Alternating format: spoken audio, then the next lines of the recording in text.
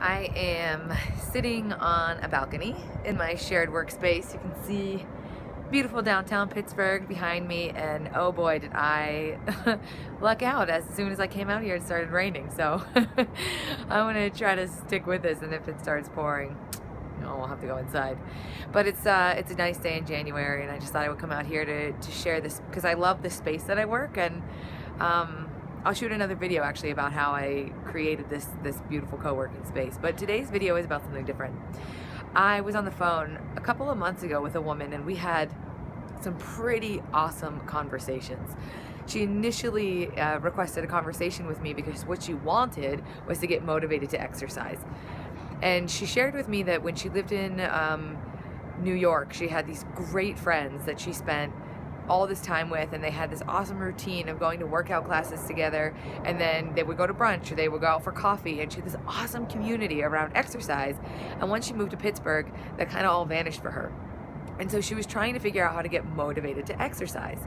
And through some more discovery and more conversation, what we really identified was that this wasn't a motivation problem at all, it was an inspiration problem. Motivation is external sources, where inspiration is, it literally means, inspire means to breathe life into. So if I'm inspired, I don't have to be pulled from the outside, I'm driven from the inside. We got through all of this in about 30 minutes, and so we had 2 or 3 more conversations. It was like, okay, well, now that exercise is tackled, what else inspires you? You know, what if exercise was just like this little thing you did to energize the rest of your life? So we got into these amazing conversations about the work she really wanted to be doing in the world, and quitting her job and what she would want. And she was lit up and I was lit up, and we had these, analogies about like dragons and fire, and it was so exciting. And so then we got to the point in the conversation about working together. And for me, it was like a no-brainer. I definitely want to work with this person. We can handle the health stuff, but we can talk about the dreams and the dragons and the job. And it was lighting me up. And I could see that in her eyes, she was lit up. So we talked about money. We talked about the program. We talked about what it would cost. And she was like, yeah, I'm in. This is great. I'm so excited. We booked our first, we tentatively booked our first conversation for the following week. Got off the phone. I was so excited. I told my husband, hey, well, I signed this new client and it's so great. And the next morning I checked my email, and there it was. You've received the email. I've received the email. Vanessa, I've thought about it. I'm so grateful for our time together. I'm really inspired, and I feel like I have some very clear direction. But the more I thought about it, it's really not the right time. That is more than I can invest in this time. And when I actually thought about blah, blah, blah, blah, blah, blah, blah, blah. Anyway, thank you very much, and I'll be in touch. What do you do with that email where you've already verbally committed, and then they just email you to let you know, I thought more about it and the money doesn't work? Well, the first question that I would ask is, how did I create that? By her saying yes, I just assumed that she was a yes. She didn't really make a fuss about the money, so I kind of assumed that the money wasn't a big deal for her. But I learned through this experience that sometimes people will outright say, I need to think about it, or that is really expensive, or I can't afford it. But some people would just say yes, and then they'll get off the phone, and they might mean it, and then they'll get off the phone and they'll think more about it and realize that that's actually more than they're willing to invest, or the investment scares them. And whether you charge $400 for a 3-month program, by the way, if you do, please call me, or you charge, $40,000 for a 3-month program, there are going to be people that show up and say, yeah, no problem. And there's going to be people that, and then they don't come back. You're supposed to work together, and then they don't. So there's a solution that I've created, or that I've learned from my coach, which is something called challenge the yes. It seems counterintuitive because a lot of what we learn, I'm just going to slide under this umbrella here because it's starting to rain quite a bit now. Challenge the yes.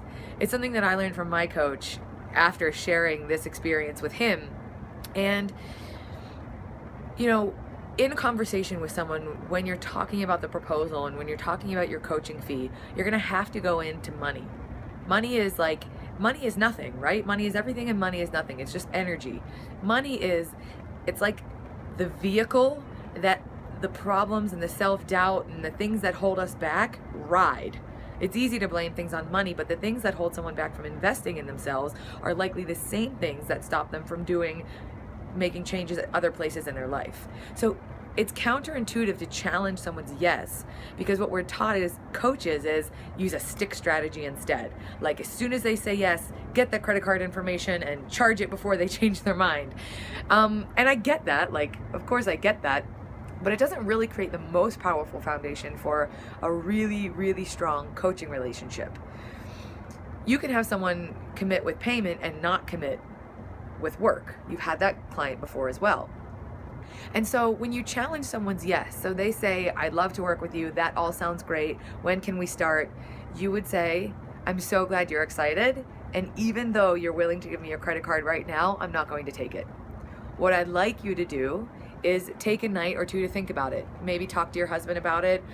Notice, sleeping on it, once the adrenaline from this conversation wears off, what kind of fears, what kind of doubts, what kind of concerns come up over the investment, over the time, over the result, over your ability and willingness to follow through. Where are you doubting yourself? I sometimes even share with them that I make my investment as high as I do because I want it to bring up all of these questions, because this is the stuff that holds you back in life anyway. And we'll get on the phone in 24 to 48 hours, and I schedule that time with them right there, and we can talk about those concerns. And regardless of the outcome of that conversation, if it's a yes or if it's a no, that's fine. But if it is a yes, then we're going to be starting off on a rock fucking solid foundation for coaching. And if after all that it's a no, that's okay too. And I also put in, just for you guys coaches watching, but I want to have that conversation face to face, because we've already built an intimate relationship, and the one that we'd be continuing on is even more intimate. And so that should either start or end with a face to face conversation. That does two things. One is it really brings in a different level of commitment and safety for them. They know they can show up if it's a yes or if it's a no. But if it is a no, you get the opportunity to work with them around some of those fears and doubts and concerns. If you're in other coaching programs, they call these objections. You get to work with them a little bit more around them. And sometimes the answer is still a no, and that's fine. But oftentimes it's a yes.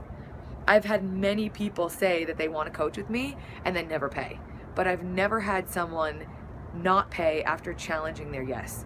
It creates a different level of safety, a different level of trust that they have the space, that you are really there to help support them make the right decision. And with that said, that really does have to be your come from, that you really want it to be the right decision for them, that you're willing to give them that space because you know it's a major commitment, it is a major investment, and it should have the care and time and thought that goes with that. So I've made a couple of videos in this progression from creating clients to coaching fearlessly to talking about money to what to do when a client says no. And this video is what to do when a client says yes, but then doesn't pay. Now let's just say, as we wrap up this video, that you have had a client who said yes and then didn't pay. With this client that I shared with you before, it was kind of too late, to be honest, for me to reach back out and say, oh, let's talk about money, because that feels a little desperate and pushy.